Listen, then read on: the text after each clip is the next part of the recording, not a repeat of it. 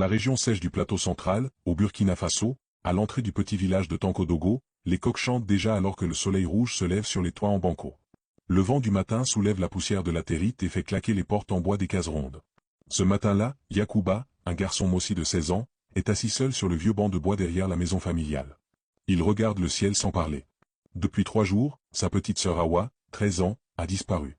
Son oncle, Bourouma, un vieil homme sec, toujours assis sous le grand karité avec sa calebasse de dolo, lui a dit qu'elle était partie travailler à Ouagadougou, envoyée chez une tante pour aider la famille et avoir une chance à l'école. Mais Yacouba n'y croit pas.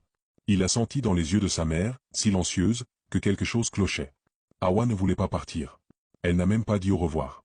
Et dans ce village où on ne remet jamais en question la parole des aînés, lui, il ose douter. Alors, sans prévenir, il attache ses sandales faites avec de vieux pneus, prend un sachet noir contenant 2 galettes de mil, une bouteille d'eau, et quitte le village à pied. Personne ne le retient. Même pas sa mère, qui sait au fond qu'il fait ce que personne d'autre n'ose faire, désobéir pour sauver. La route vers Ouagadougou est longue, sèche, bordée d'épineux et de champs vides. Il dort sous les arbres, mange à peine. Le jour, le soleil tape sur son crâne rasé, la nuit, les moustiques le dévorent.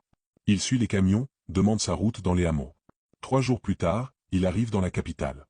La ville l'étouffe.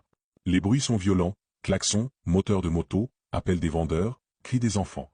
Il n'a jamais vu autant de béton, autant de monde. Les odeurs de poissons grillés, de mazout et de charbon se mélangent. Il erre dans le quartier Pissy, connu pour ses ruelles sablonneuses, ses maisons en béton brut et ses petites cours où vivent plusieurs familles. C'est là, dit-on, qu'une femme du nom de Clémence accueille les filles du village. Clémence est tout sauf une tante. C'est une femme de 40 ans, grande, perruque rouge, lunettes miroirs, robe moulante et faux sac Chanel. Elle fait mine d'aider, mais exploite. Les filles qu'elle reçoit deviennent des bonnes à tout faire. Pas de salaire, pas d'école. Que des ordres, des gifles, et des journées entières à récurer, balayer, laver. Awa est l'une d'elles. Un garçon lui montre la cour. Yacouba se cache derrière un manguier. Et là, son cœur se brise. Awa, si maigre, les pieds nus, la robe sale, un seau sur la tête, lave des habits en silence pendant que Clémence crie dans son téléphone. Elle ne l'a pas vu, mais lui, il a vu assez. Sa gorge se serre. Il reste caché jusqu'au soir. À la tombée de la nuit, Yacouba entre dans la cour. Clémence le regarde de haut. Il ne crie pas. Il dit « Je viens chercher ma sœur. Elle rentre avec moi ?» Elle rit. « Quelle sœur? Ici, on travaille. Toi, tu veux voler une travailleuse ?» Mais Awa, entendant la voix, sort de la cuisine. Elle le voit. Et là, le temps s'arrête.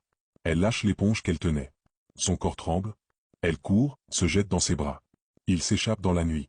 Main dans la main, il traverse les ruelles sombres, évite les chiens, passe entre les maisons, jusqu'à la gare routière. Ils n'ont pas d'argent. Ils dorment sur du carton, dos contre dos.